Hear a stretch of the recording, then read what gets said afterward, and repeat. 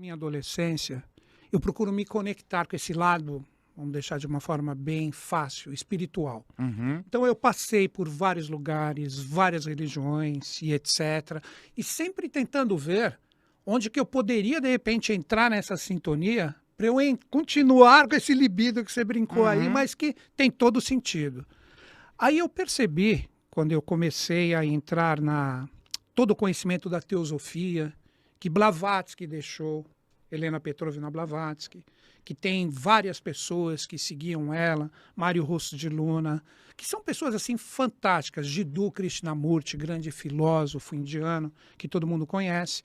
Aí quando eu conheci, você até brincou, vou perguntar várias vezes para você no programa hoje, o que é eubiose, né? Aí eu conheci, conheci a eubiose. A eubiose, eu tô lá desde 1999. Então agora eu estou fechando 22 anos ali. Aí existe um mestre Ali na na eubiose? eubiose, que é uma sociedade iniciática. Aham. Já até te respondi, é uma sociedade iniciática. Tá. Ela já foi chamada Sociedade Teosófica Brasileira. Tudo isso que eu estou falando é para responder o que você me perguntou. Claro. Então essa busca, essa coisa de sempre, pô, eu quero dar um upgrade nisso, porque quando você, não tem essa coisa na minha visão, que essa religião é boa, que essa religião é má. Eu vejo o seguinte, cada um tem que estar de acordo com a sua vibe, com o seu estado de consciência. Então, de repente, uma coisa que você olha, eu já passei por esse estágio, de repente, por uma pessoa, cara, aquilo tá deixando ela ainda muito sintonizada com tudo isso. Então, na eubiose, com o conhecimento que o professor Henrique José de Souza deixou, que é o patriarca, que ele não está mais aqui. Ele foi embora em 1963, né? Com 80 anos de idade. Cara, eu vi ali um manancial de conhecimento que eu falei, cara, isso aqui não tem fim. Então eu percebo que quando eu leio um livro ali da Sociedade Brasileira de Eubiose, principalmente nesses 20 e poucos anos, eu percebo o seguinte, cara, que sempre você vê de uma outra forma, o conhecimento que você leu antes. Porque é uma linguagem abstrata, intuicional, bem diferenciada. Então, isso que me anima, agora respondendo diretamente a sua pergunta, eu percebo que no conhecimento que eu entro ali em sintonia, eu sempre estou recebendo um impulso novo para continuar. Caramba, olha que legal isso, me conectei em outra coisa. Uma porta, vão abrir 7. E qualquer uma das 7 que você escolher, vão ter outras 7. É interminável, cara. Por isso que se fala muito nesse meio a palavra iniciação. O quanto a gente ouve isso. Iniciação, cara, não tem terminação. Você está sempre ali iniciando um processo novo, então você aprende até o último dia da sua vida, porque a conexão vai abrindo. O conhecimento de todos esses grandes mestres da humanidade, todos, cara, Jesus, Buda, Cristo, o nome que queiram dar, eles existem como um arquétipo que envolve o planeta Terra. A minha visão, sujeita a erros e enganos aqui, não sou e nunca serei o dono da verdade. Então, conforme você vai, né, estudando, pesquisando o que é a minha vibe, você vai percebendo que, porra, cara, olha isso que eu não tinha visto agora, olha que caminho que existe ali. Isso vai ampliando. Então é isso que me impulsiona. Quando isso eu sentir que cessar, independentemente da idade que eu tenha, aí é o momento de eu falar, quer saber? Agora eu vou virar um ermitão da montanha, tranquilo, porque de repente a minha consciência já chegou no estágio que, de repente, eu não consigo mais sentir, não que não exista a possibilidade, mas eu não consigo sentir, de repente, mais esse impulso. E até hoje eu estou vivo, forte, firme, que é um momento, cara, a humanidade passa por um momento, depois a gente pode até pegar a astrologia como um exemplo, tal, que astrologia, tarô, cabalá, que são essas linhas de conhecimento que me ajudam também nesse reconectar, elas não servem, na minha visão. Eu sei que muita gente faz isso e que não considerem o que eu vou falar agora como se fosse um repúdio em relação a isso. Muito longe disso, eu acho muito legal. Elas não servem para ficar prevendo e adivinhando.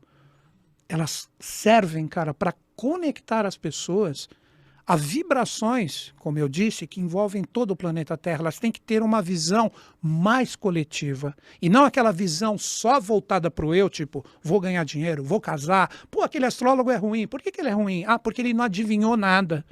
Ele não acertou nada em relação à minha pessoa. Mas não tem essa de acertar.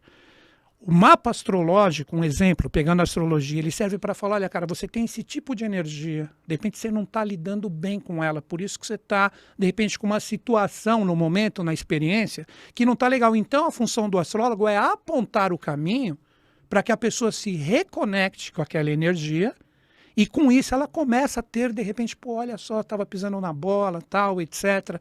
Então, todas essas linhas de conhecimento, elas servem, na verdade, para o aperfeiçoamento humano.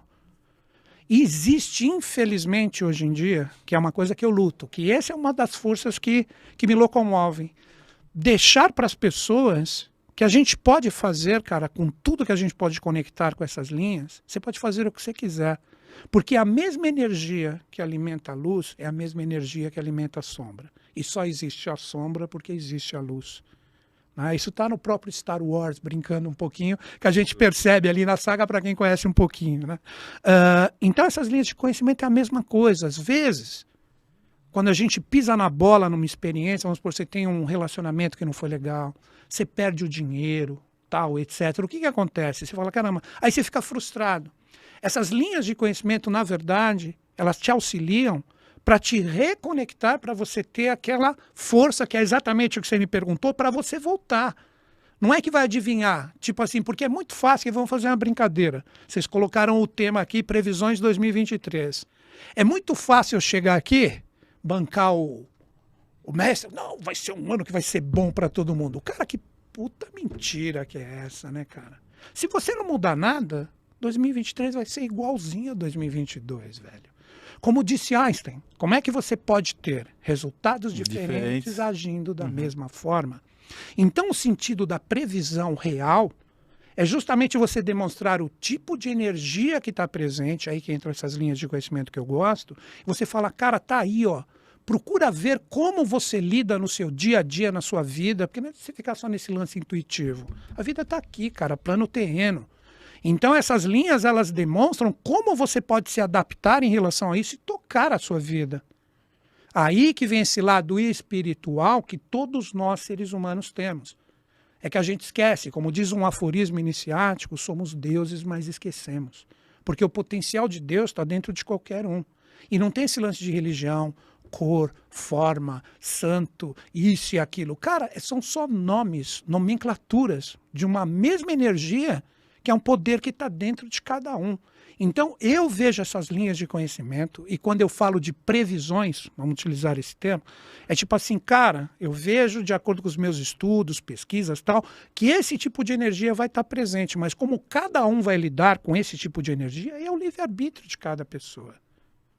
A coisa vai longe, cara, vai longe. Você viu essa pergunta onde, como a gente desenvolve muita coisa, que aí sim, eu acredito que quando nós começarmos a entender essas linhas de conhecimento dessa forma, a humanidade muda, cara, a gente vira a chave.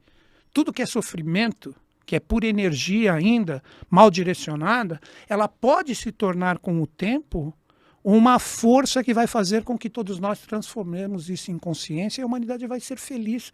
Que é só uma virada de chave, cara. Que é só uma virada de chave. Então eu procuro esse ímpeto, essa coisa de estar na rádio, estar no YouTube, estar fazendo as coisas, é justamente para falar isso. Cara, a energia está aí, você caiu, levanta. O que vai adiantar você ficar lá embaixo chorando por causa de um relacionamento, um trabalho, tô sem grana. Pô, tá sem grana, o que você tem que fazer? Cara, procura se virar e, pô, vamos voltar a ter dinheiro. Se existe isso, vamos lá então, vamos partir para essa conquista, né?